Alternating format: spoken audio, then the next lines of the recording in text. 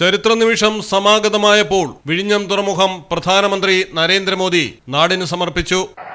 This is not just a new port, but the beginning of a new era that will give Indian trade and logistics a stronger global presence. We will now watch a project film which marks the milestones of this project so far and what lies in the future ahead.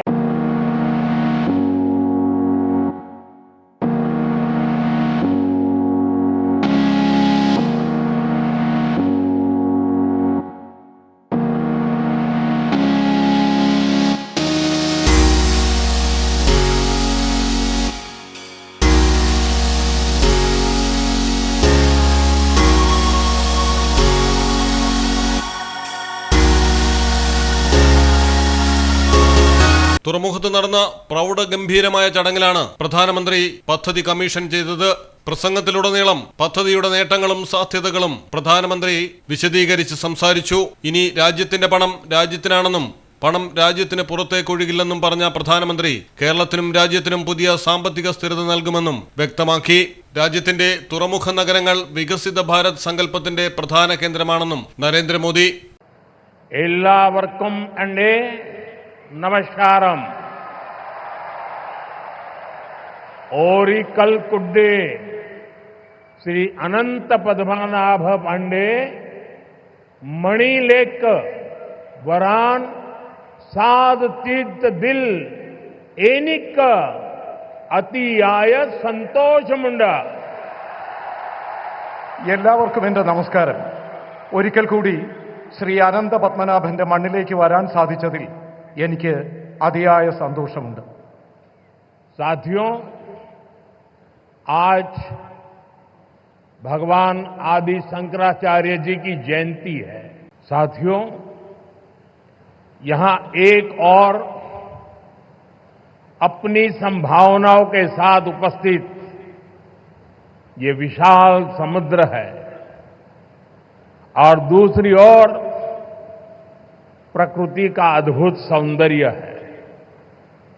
और इन सब के बीच हम new age development का symbol ये विजिंगम deep water सी port है.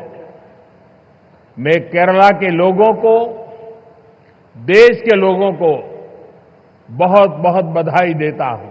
हमारे मुख्यमंत्री जी से भी मैं कहना चाहूंगा,